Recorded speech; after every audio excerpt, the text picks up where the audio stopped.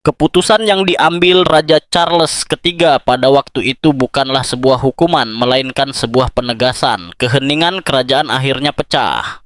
Melalui serangkaian percakapan dan manuver di balik layar, hanya dalam waktu 24 jam, sebuah batas yang selama ini dijaga ketat di balik tembok istana telah dilanggar, dan kali ini konsekuensinya tidak bisa ditarik kembali. Ada keyakinan bahwa membawa istri dan anak-anak kembali ke Inggris pada saat ini berarti kehilangan segalanya. Kesempatan, stabilitas, dan kehidupan yang telah mereka bangun. Sumber-sumber internal menyebutkan bahwa Pangeran Harry telah melangkah terlalu jauh, mengubah keluhan pribadi menjadi kampanye tekanan yang terencana, sesuatu yang kini oleh pihak istana dianggap sebagai perang kotor. Charles sendiri pernah mengatakan bahwa ia berharap pengalamannya dapat memberi semangat bagi orang lain. Namun, apa yang sebelumnya dibingkai sebagai upaya negosiasi kini terbuka sebagai bentuk paksaan, manuver hukum, dan dugaan penipuan. Tanggapan istana pun tidak lagi samar. Bahkan, larangan permanen kini mulai dipertimbangkan, memunculkan pertanyaan besar. Sejauh mana konflik ini akan berkembang? Langkah berani Pangeran Harry menimbulkan dilema besar, rekonsiliasi atau tekanan terselubung. Apa yang terdengar seperti permohonan damai justru ditafsirkan oleh istana sebagai sesuatu yang jauh lebih berbahaya. Menurut laporan internal yang mengejutkan, Harry diam-diam telah menarik garis tegas. Pesannya jelas, izinkan aku kembali ke dalam sistem kerajaan, atau konflik ini akan terus berlanjut. Bagi Harry, ini adalah bentuk kedewasaan, bahkan pengorbanan. Ia disebut-sebut bersedia menghentikan rangkaian gugatan hukumnya terhadap media Inggris. Namun ada syarat yang mengubah segalanya. Ia menginginkan pemulihan peran kerajaannya. Ya, dari sudut pandang Harry, ini adalah tawaran damai. Namun bagi istana, hal tersebut terasa seperti paksaan yang dibungkus dengan bahasa kompromi. Apa yang ia sebut sebagai jalan tengah oleh institusi kerajaan dianggap sebagai tekanan yang disamarkan sebagai perdamaian.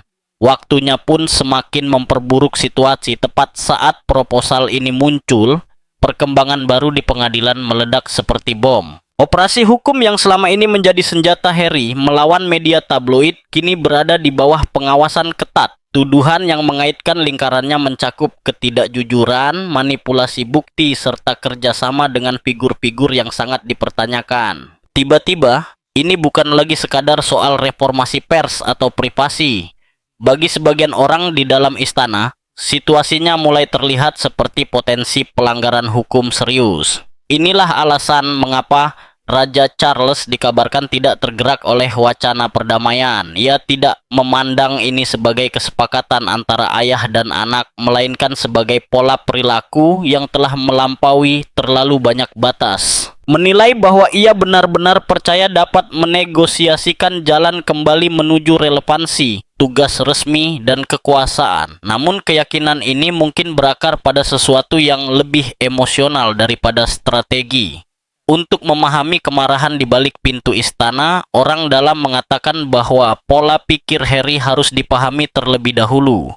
Ini bukan dianggap sebagai negosiasi rasional, melainkan kebuntuan emosional yang dipicu oleh rasa berhak. Para kritikus berpendapat bahwa Harry masih bersikap seolah-olah monarki harus menyesuaikan diri dengan keinginannya secara pribadi. Ia disebut belum pernah benar-benar melepaskan fantasi setengah masuk, setengah keluar. Minggu ini, gagasan tersebut kembali dilontarkan secara halus melalui media yang bersahabat. Narasinya disusun dengan cermat. Harry tidak sepenuhnya kembali, tetapi menawarkan bantuan. Ia akan turun tangan di saat keluarga kerajaan berada di bawah tekanan, ketika ayahnya menghadapi penyakit dan anggota senior lainnya juga bergulat dengan masalah kesehatan. Orang-orang dekat sang adipati mengklaim bahwa di balik kehidupan Californianya, Harry merindukan keteraturan hidup kerajaan, struktur, rasa hormat otomatis, dan makna yang melekat pada gelarnya. Di Hollywood, relevansi harus terus diperjuangkan. Di Windsor, status diwariskan dan bersifat permanen. Dan menurut sebagian pihak, Harry merindukan kepastian itu lebih dari yang ia akui. Keyakinan inilah yang membawanya pada asumsi berbahaya bahwa keluarga kerajaan masih membutuhkannya, bahwa di saat lemah, institusi tersebut akan mengalah. Namun asumsi ini justru memicu alarm di dalam istana, karena apa yang ditawarkan Harry tidak dianggap sebagai bantuan, melainkan risiko. Peran hibrida yang ia inginkan dipandang sebagai kuda Troya. Tidak mungkin menjadi anggota kerajaan aktif sambil menandatangani kesepakatan komersial, memproduksi dokumenter, dan memonetisasi penderitaan pribadi keluarga. Garis itu telah ditarik bertahun-tahun lalu dan tidak pernah bergeser. Ratu Elizabeth menetapkan aturan tersebut dengan tegas, di dalam atau di luar, tanpa pengecualian. Namun Harry tampaknya enggan menerima kenyataan itu. Meski Raja Charles mungkin merasa frustrasi, sumber internal menyebutkan bahwa sosok yang paling tak tergoyahkan adalah Pangeran William. Bagi William, gagasan kembalinya Harry bukanlah sesuatu yang menenangkan, melainkan mengganggu. Ia melihatnya sebagai membuka kembali luka lama yang hampir menghancurkan keluarga. Dalam pandangannya, Harry bukan penyelamat, ia adalah beban. Di balik pintu tertutup, sikapnya keras namun jelas. Staf istana dan tokoh senior lebih memilih menanggung beban kerja tambahan daripada mengundang kekacauan kembali ke dalam. Mereka tidak menginginkan bantuan Harry, mereka menginginkan stabilitas, dan yang terpenting, mereka menginginkan keheningan. Namun tawaran Harry tidak datang tanpa syarat. Di baliknya tersembunyi ancaman, gencatan senjata hukum sebagai imbalan pemulihan status. Baginya, ini mungkin terdengar masuk akal. Bagi sang raja, ini terdengar seperti tekanan. Jadi, apa sebenarnya isi berkas perdamaian yang diam-diam dilayangkan Harry dari seberang Atlantik? Menurut laporan yang disebarkan oleh para sekutu Pangeran Harry, sebuah janji mengejutkan diam-diam dilontarkan kepada para pengamat kerajaan. Melalui sebuah artikel majalah bergaya mewah, Duke of Sussex dikabarkan menawarkan komitmen pribadi. Tidak akan ada lagi gugatan hukum baru terhadap media Inggris. Jika dilihat sepintas, tawaran itu tampak seperti isyarat perdamaian. Seorang anak yang meredakan ketegangan, seorang pria yang memilih ketenangan dibanding konflik. Namun ketika dicermati lebih dalam, makna tawaran tersebut berubah total. Ini bukan perdamaian, melainkan alat tekanan. Pesan Harry kepada istana sebenarnya sangat jelas setelah kata-kata lembutnya disingkirkan. Kembalikan status saya, kembalikan perlindungan saya, kembalikan posisi saya. Sebagai imbalannya, saya akan berhenti menyeret keluarga kerajaan ke ruang sidang dan tajuk berita. Jika ditolak, perang hukum akan terus berlanjut. Ini bukan hadiah, melainkan tuntutan yang dibungkus sebagai kemurahan hati. Selama bertahun-tahun, gugatan Harry tidak hanya menyerang tabloid. Setiap kasus justru menarik monarki ke sorotan publik. Email istana, pengaturan pribadi, hingga diskusi internal. Setiap dokumen hukum memaksa mahkota semakin dekat ke kursi saksi.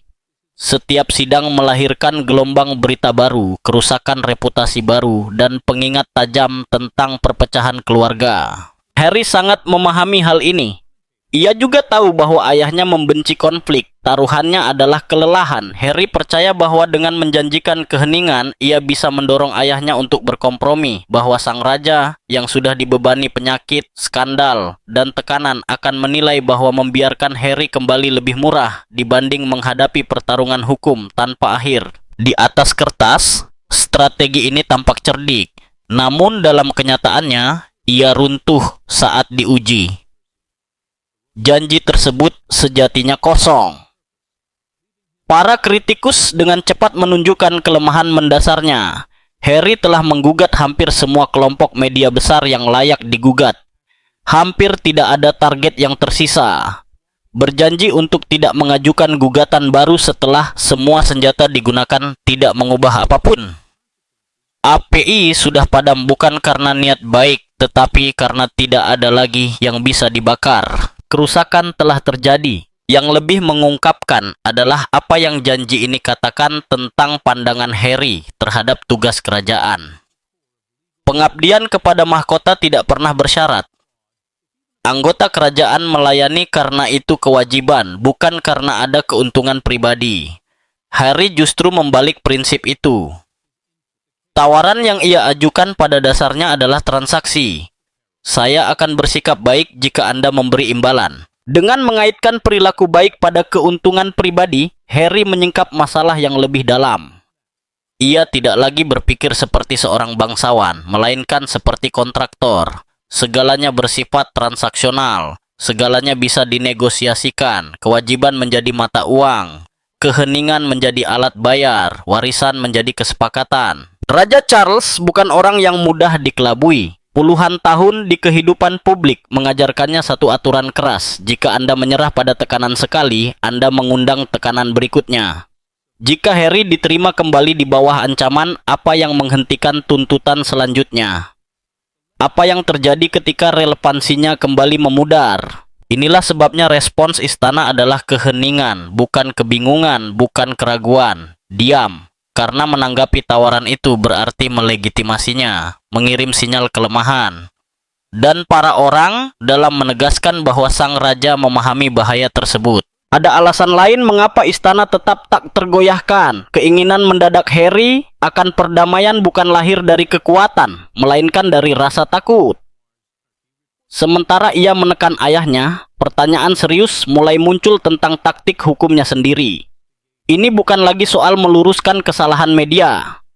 Para analis hukum mulai menggambarkan kampanyenya sebagai sesuatu yang jauh lebih gelap. Harry mengklaim sedang melawan disinformasi. Namun untuk melakukannya, ia diduga bersekutu dengan figur-figur yang reputasinya dipertanyakan. Metode yang dulu tersembunyi kini diperiksa.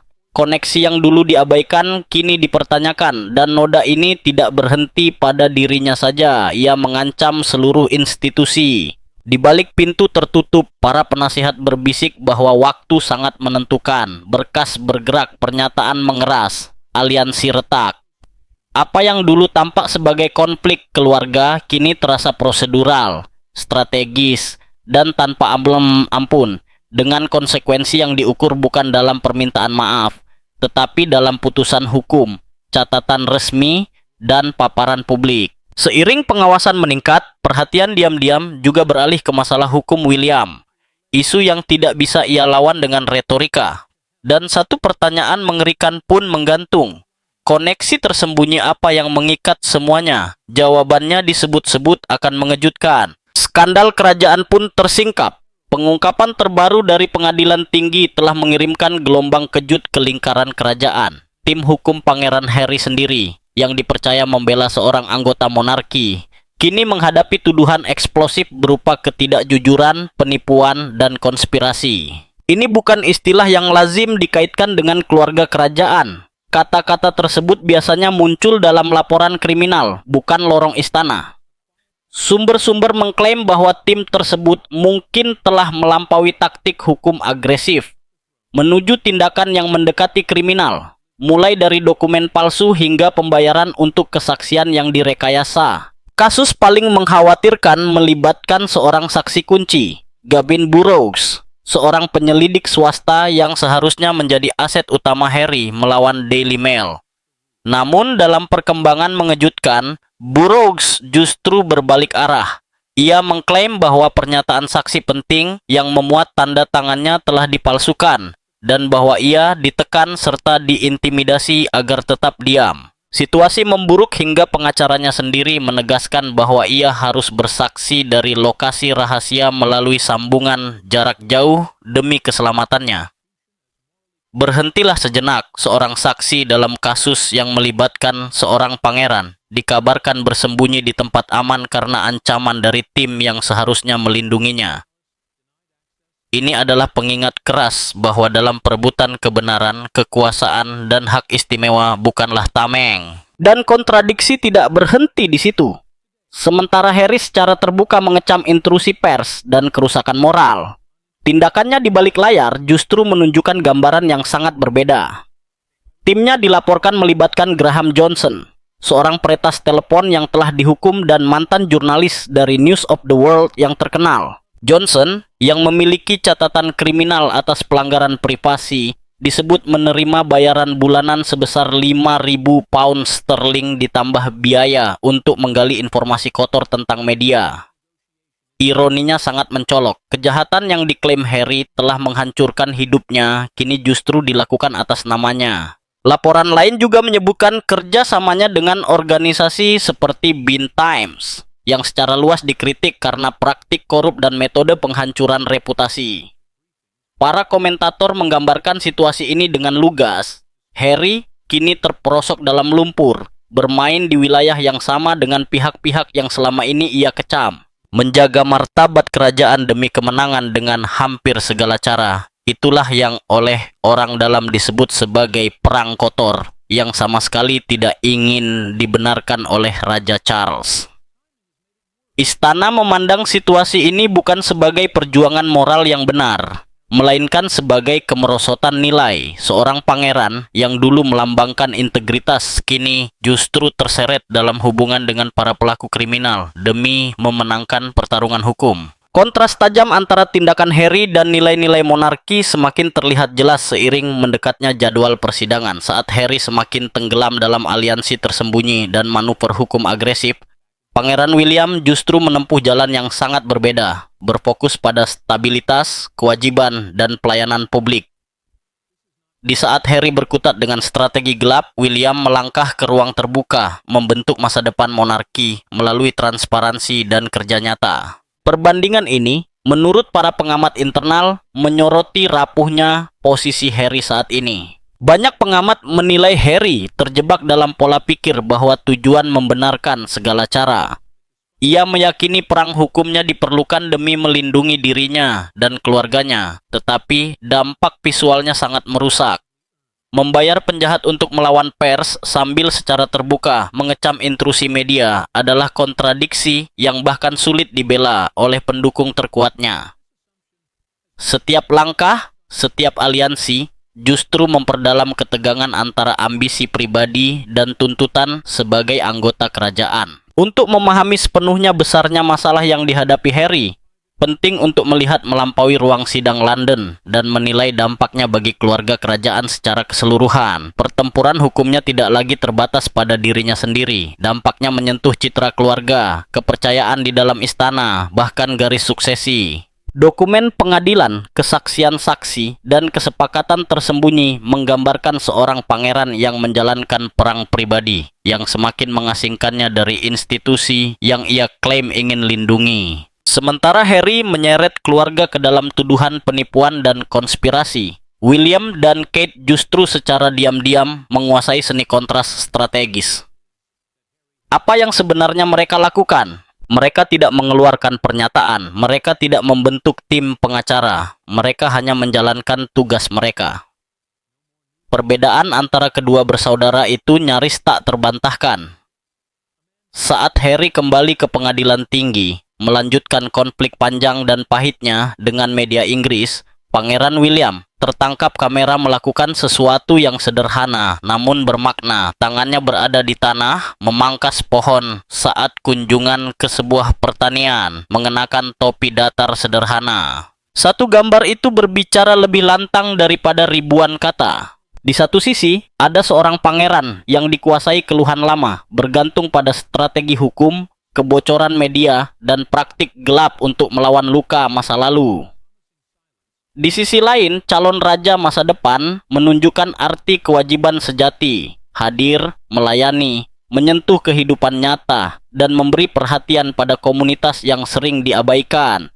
William menjejakkan dirinya pada realitas. Harry justru terus menghidupkan dendam. Lalu ada Catherine, Putri Wales. Jika William menghadirkan fokus dan kerendahan hati, Catherine memancarkan keanggunan dan pesona yang alami. Ia menjadi tuan rumah resepsi besar di Kastil Windsor untuk tim rugby wanita Inggris, Red Roses, guna merayakan kemenangan Piala Dunia mereka. Acara itu sendiri sudah cukup untuk menjadi berita utama, tetapi ketenangan Catherine lah yang benar-benar mencuri perhatian. Para pengamat mencatat satu detail kecil namun kuat. Ia menyetir sendiri ke kastil, turun dari mobil dengan setelan Alexander McQueen yang rapi dan sepatu hak tinggi, memegang payung, lalu melangkah masuk dengan senyum lebar yang tulus, tanpa drama, tanpa teatrikal, hanya keanggunan, kebaikan, dan otoritas yang tenang. Inilah yang disebut metode Grey Rock.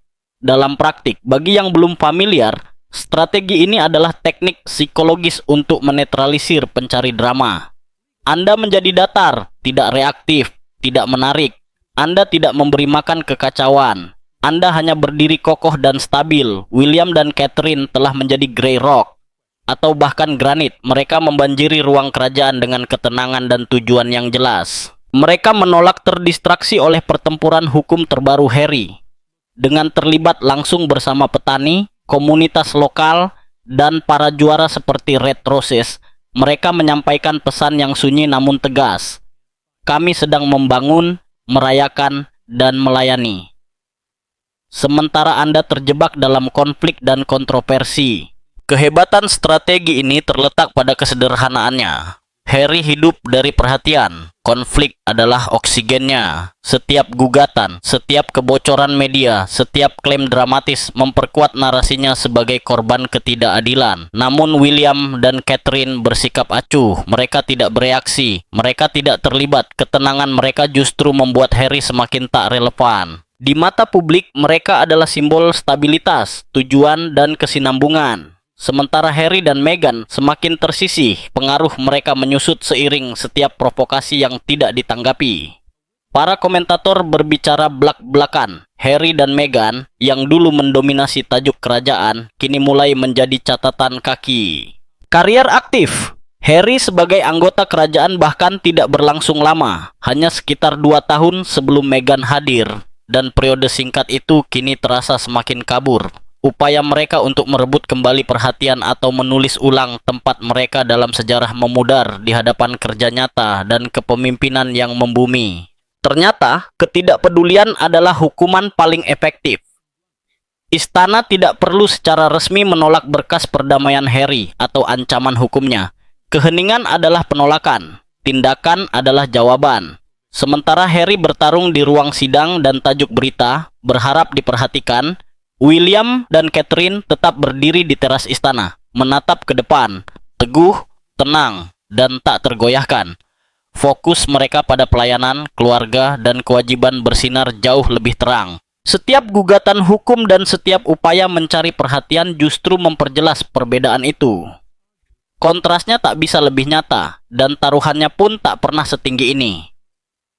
Hari demi hari, Harry terus bergantung pada kontroversi. Sementara itu, keluarga kerajaan memperkuat benteng tujuan mereka secara senyap.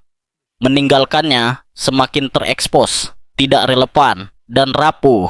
Krisis pengadilan Pangeran Harry. Di dalam ruang sidang, Pangeran Harry berjalan di atas ujung pisau. Apa yang bermula sebagai pertempuran sengit melawan pers Inggris, kini berbalik arah, mengancam untuk meruntuhkan semua yang telah ia perjuangkan.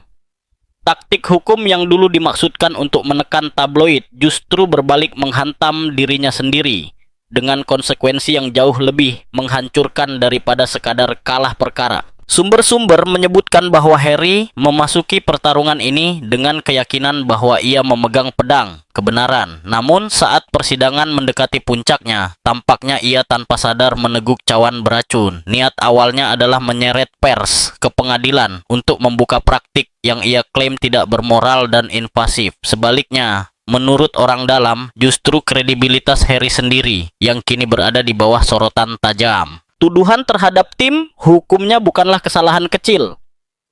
Tuduhan tersebut menyentuh inti etika dan integritas hukum. Laporan mengungkap klaim tentang ketidakjujuran, penipuan, dan konspirasi, termasuk email yang menyesatkan serta pembayaran yang berkaitan dengan pengumpulan bukti. Jika sebagian saja dari tuduhan ini terbukti, dampaknya bisa melampaui rasa malu di pengadilan. Bagi Harry, yang dipertaruhkan bukan hanya biaya hukum, reputasi, pengaruh, dan bahkan hubungan rapuhnya dengan monarki bisa ikut terancam. Kasus penyelidik swasta Gavin Burrows menggambarkan betapa berbahayanya situasi ini. Burrows, yang sebelumnya menjadi saksi kunci bagi Harry, kini mengklaim bahwa pernyataan penting atas namanya telah dipalsukan, tanda tangannya dimanipulasi, dan ia menghadapi tekanan serta intimidasi dari tim Harry. Pengacaranya menegaskan bahwa ia harus memberikan kesaksian dari lokasi aman karena alasan keselamatan. Bayangkan, seorang saksi dalam perkara hukum yang melibatkan seorang pangeran harus bersembunyi dari pihak yang mewakili sang pangeran karena takut terhadap keselamatan dan integritas dirinya. Bukti yang seharusnya mengamankan kemenangan justru berpotensi menjadi pusat kehancuran dan kontradiksi semakin tajam. Harry secara terbuka mengecam intrusi, ketidakjujuran, dan eksploitasi oleh media, namun operasi hukumnya justru tampak terjerat metode dan sekutu yang meragukan. Citra yang muncul sangat merusak, seorang pangeran yang mengaku menjunjung keadilan, namun diduga bergantung pada pernyataan palsu, kesaksian yang dimanipulasi, dan taktik intimidasi. Para pengamat kerajaan memperingatkan bahwa inilah cawan beracun yang kini ia hadapi. Diniatkan untuk melindungi, tetapi justru mampu menghancurkannya. Ironinya sangat kejam, pertempuran hukum yang dulu dibingkai sebagai perjuangan demi kebenaran kini berubah menjadi cermin yang memantulkan bahaya ambisi tak terkendali dan strategi yang keliru. Setiap langkah, setiap dokumen, dan setiap aliansi kini membawa konsekuensi besar. Para pengamat mencatat bahwa semakin tinggi taruhannya, semakin kecil ruang untuk kesalahan. Dalam kasus Harry, bahkan kekeliruan kecil dapat memicu dampak yang mengguncang. Kini pertanyaannya, bisakah seorang bangsawan bertahan dalam persidangan ketika bukti yang seharusnya membelanya justru menjadi senjata yang menghancurkannya? Mimpi buruk hukum Harry. Pangeran Harry diperkirakan akan naik ke kursi saksi dan taruhannya tak pernah lebih besar. Seorang pakar hukum memperingatkan secara belak-belakan, "Satu kebohongan saja, Harry, dan Anda menjadi pelaku sumpah palsu." Di Inggris, sumpah palsu adalah tindak pidana serius dengan ancaman hukuman penjara. Di pengadilan, kebenaran versi pribadi tidak berarti apa-apa. Kata-kata Anda sendiri bukanlah pembelaan, dan versi kebenaran Harry kini berada di bawah tekanan yang belum pernah terjadi sebelumnya. Versi kebenaran Harry seringkali berbenturan dengan fakta. Ketika ia menghadapi pemeriksaan silang, prosesnya tidak akan lunak. Ia akan duduk berhadapan dengan para pengacara forensik paling tajam di dunia, para ahli yang terlatih untuk membongkar setiap ketidakkonsistenan, setiap celah ingatan, dan setiap kontradiksi antara memoarnya dan kesaksiannya di pengadilan. Setiap kesalahan kecil, setiap keraguan bisa menjadi jebakan. Istana memahami betul risiko ini. Mereka yang dekat dengan monarki dikabarkan mengetahui batas kemampuan Harry. Di bawah tekanan, ia disebut kerap goyah secara intelektual, dan kekhawatiran itu nyata. Satu langkah keliru di ruang sidang bisa mengubah perselisihan keluarga ini menjadi penyelidikan pidana. Dan dampaknya tidak akan berhenti di situ. Kekacauan hukum Harry berpotensi berkembang menjadi krisis konstitusional berskala penuh. Sudut pandang ini jarang disentuh media arus utama. Tetapi inilah poin krusialnya. Harry masih berstatus sebagai penasihat negara, salah satu dari segelintir bangsawan senior yang secara hukum berwenang bertindak atas nama raja jika Charles tidak mampu menjalankan tugasnya.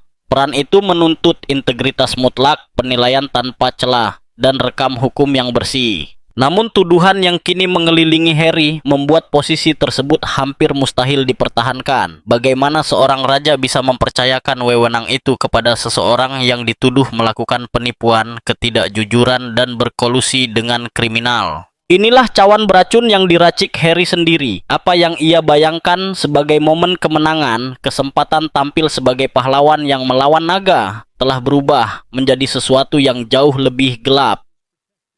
Duke of Sussex dalam pencariannya atas keadilan dilaporkan justru bersekutu dengan peretas telepon yang telah dihukum seperti Graham Johnson, menyelami wilayah abu-abu dan menggunakan taktik yang dulu ia kecam keras. Dalam upayanya menghancurkan musuh yang ia anggap jahat, Harry justru berubah menjadi apa yang dulu ia lawan, pemanipulasi kebenaran, bersedia melanggar privasi demi keuntungan pribadi. Penolakan Raja Charles untuk bertemu dengannya bukanlah penghinaan pribadi, melainkan tindakan perlindungan. Harry kini dianggap radioaktif. Setiap keterkaitan dengannya selama tuduhan ini menggantung berisiko mencemari mahkota. Apa yang ia yakini akan memperkuat posisinya justru berpotensi meruntuhkan semua yang pernah ia miliki. Dalam drama pengadilan ini, batas antara ambisi dan kecerobohan menjadi kabur. Berkas perdamaian Harry, usahanya menegosiasikan kembali status setengah masuk setengah keluar, serta gencatan senjata hukum yang ia tawarkan, semuanya tampak sebagai taruhan yang diperhitungkan. Namun kekuasaan tidak pernah bernegosiasi dengan tangan yang kotor. Dengan mencoba memaksa jalan kembali ke kehidupan kerajaan melalui ancaman, Harry justru membuka kelemahannya sendiri. Ini bukan sekadar pertarungan hukum, melainkan ujian integritas. Harry mengklaim ingin membersihkan media, namun untuk mengejar tujuan itu, ia dilaporkan bekerja sama dengan kriminal, terlibat dalam dugaan penipuan, dan memainkan permainan manipulasi berisiko tinggi. Pesannya sangat jelas, niat baik yang dipadukan dengan aliansi berbahaya dapat membawa kehancuran. Raja dan Pangeran William tidak menjauhkan diri darinya karena dendam atau kekejaman, melainkan karena kebutuhan. Anda tidak bisa mengundang seseorang kembali ke keluarga jika ia menyeret dunia gelap melewati gerbang istana. Harry memimpikan kepahlawanan, sebaliknya ia kini berada di jalur menjadi kisah peringatan, contoh bahwa reputasi yang ternodai oleh pilihan ceroboh bisa lenyap dalam sekejap. Di tengah semua ini, nasib apa yang menanti Harry jika istana akhirnya menang? Mari menengok sejarah dan melihat bangsawan lain yang pernah menghadapi badai serupa. Efek pengasingan. Mengapa bangsawan pemberontak memudar? Sejarah memberi peringatan jelas bagi bangsawan yang meninggalkan institusi kerajaan lalu menyerangnya dari kejauhan. Kisahnya hampir tak pernah berakhir baik. Pada awalnya, semuanya meledak dalam kebisingan. Wawancara, gugatan hukum, pernyataan keras, dan tontonan media. Namun badai awal itu hampir selalu mereda menjadi isolasi, pengaruh yang menyusut, dan akhirnya keheningan. Para sejarawan menyebutnya efek pengasingan. Pola sunyi yang telah menelan lebih banyak bangsawan daripada yang disadari publik. Pengasingan kerajaan bukanlah fenomena modern. Pada 1936, Raja Edward ke-8 melepaskan takhta demi menikahi Wallis Simpson, meyakini ia bisa hidup bebas dan tetap relevan. Awalnya dunia terus memperhatikannya. Ia memberi wawancara, ikut campur urusan politik, dan bertindak seolah pengaruhnya masih utuh. Namun monarki melangkah tanpa dirinya. Undangan berhenti, akses tertutup, dan suaranya kian melemah. Di akhir hayatnya, Edward dikenang sebagai tokoh sejarah, terkenal, tetapi tanpa kekuasaan. Bahkan Putri Diana, yang sering dianggap pengecualian, justru menegaskan aturan tersebut. Meski terasing dan bercerai, ia tidak pernah menyerang monarki sebagai institusi. Kritiknya bersifat pribadi, terukur dan berhati-hati. Sikap itulah yang menjaga simpati publik dan mempertahankan relevansinya. Efek pengasingan menghukum mereka yang menantang mahkota itu sendiri, bukan mereka yang mundur dengan tenang. Contoh lain memperkuat pola ini. Peter Townsend, mantan kekasih Putri Margaret, mencoba mempertahankan pengaruh di luar negeri setelah skandal memaksanya pergi. Namun tanpa dukungan kerajaan, ia segera menghilang dari sorotan. Monarki jarang memburu para pengasingan. Ia hanya bertahan sementara mereka perlahan terkikir. Situasi Pangeran Harry secara historis jauh lebih genting. Ia tidak sekadar pergi, ia menyerang. Ia menantang pers, istana, dan sistem kewajiban turun-temurun, menggambarkan institusi itu sebagai korup secara moral, sambil tetap menuntut pengakuan. Kombinasi antara pemberontakan dan tuntutan ini hampir selalu berujung pada hilangnya relevansi jangka panjang. Efek pengasingan bergerak dalam tahapan yang dapat diprediksi. Pertama datang kebisingan, gugatan hukum, memoar, dokumenter, dan tajuk berita tanpa henti. Lalu muncul perlawanan, keheningan istana, akses ditolak, dan sikap acuh institusional. Setelah itu terjadi erosi, kelelahan publik, kredibilitas yang menurun, dan pengaruh yang memudar. Tahap terakhir adalah lenyap secara sunyi, tanpa sorak-sorai, tanpa konfrontasi dramatis. hanya menghilang dari latar belakang. Hari ini, Pangeran Harry tampaknya memasuki tahap terakhir itu. Istana tidak menjawab, Raja tidak terlibat, Pangeran William tetap fokus pada tugas dan keluarga di depan publik. Jadwal kerajaan berjalan tanpa gangguan, institusi itu tidak melawannya, ia hanya bertahan lebih lama darinya. Sejarah jelas, monarki bertahan bukan dengan berdebat, melainkan dengan menolak ikut bermain. Bahkan darah kerajaan tidak menjamin relevansi jangka panjang ketika pintu-pintu istana berhenti terbuka. Bangsawan masa lalu yang menantang institusi telah belajar dengan cara pahit. Pintu yang tertutup jarang sekali terbuka kembali.